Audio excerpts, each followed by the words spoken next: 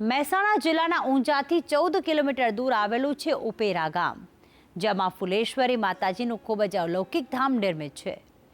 શાસ્ત્રોમાં માં શીતળાના બહેન તરીકે ઓળખાતા માં ફુલેશ્વરીનો મહિમા દૂર દૂર સુધી ફેલાયેલો છે. તો આવો દર્શન કરીએ આ પાવનકારી ધામના.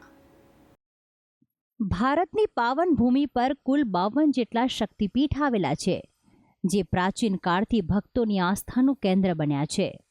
ત્યારે ગુજરાતના મહેસાણા જિલ્લામાં પણ એવું જ પવિત્ર અને ચમત્કારિક સ્થાનક આવેલું છે કે જ્યાં વર્ષ દરમિયાન ભક્તોની અવરજવર રહે છે.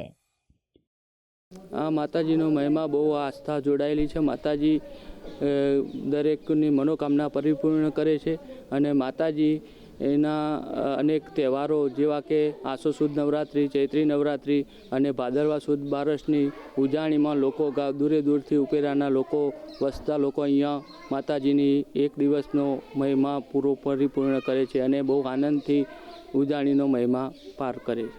મહેસાણા જિલ્લાના ઊંઝાથી 14 કિલોમીટર દૂર આવેલું છે ઉપેરા ગામ, જ્યાં બિરાજે છે માં ફુલેશ્વરી.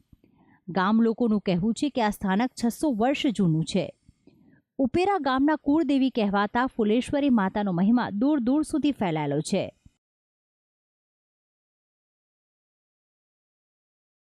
આ પ્રાચીન સ્થાનકમાં ફુલેશ્વરી માતાજીની સાથે શીતળા માતાજીની પણ સુંદર પ્રતિમા સ્થાપિત છે, જે તેમની બહેન કહેવાય છે.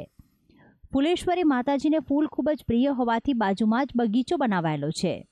અહીં ખીલતા વિવિધ પ્રકારના સુંદર ફૂલો માના ચરણોમાં અર્પણ કરવામાં આવે છે. તો માતાજીનું આ સ્થાનક વિશાળ પરિસરમાં આવેલું છે. રવિવારના દિવસે માં ફુલેશ્વરીને અનોખો શણગાર કરીને ભક્તો દર્શનનો લાહવો લેતા હોય છે. તો સામાન્ય દિવસોમાં પણ સંગીતના તાલે થતી માની આરતીમાં સમગ્ર વાતાવરણ અલૌકિક ભાસે છે. ઉપેરા ગામમાં કોઈ પણ પરિવારના પ્રથમ દીકરાના લગ્ન અને પ્રથમ પૌત્રના જન્મ વખતે માતાજીના નવરાત્રિ કરવાની પરંપરા છે. માતાજીના પ્રાગટ્ય દિવસ માગસર સુદ 11 અહીં ધામધૂમથી તેની ઉજવણી કરવામાં આવે છે. વિક્રમ સંવત 795માં વિહોલ રાજપુર ઓખાજી 700 ઘોડા લઈને આવ્યા અને ઉપેરા ગામ વસાવ્યું. શક્તિ ઉપાસકો માટે નવરાત્રિનો પર્વ અતિ પવિત્ર મનાય છે અને એટલા જ માટે નવરાત્રિ દરમિયાન ફુલેશ્વરી માતાના આ ધામમાં હોમ હવન તથા વ્રત ઉપવાસ દ્વારા માના આશીર્વાદ મેળવવામાં આવે છે. તો આમ ફુલેશ્વરી માના ચરણોમાં નમન કરીને અસંખ્ય ભક્તોની મનોકામના સાકાર થઈ છે અને તેથી જ તમામ શ્રદ્ધાળુના મુખે માનું નામ સદાય રમતું રહે છે. ભક્તિ સંદેશ, સંદેશ ન્યૂઝ, ઊંઝા.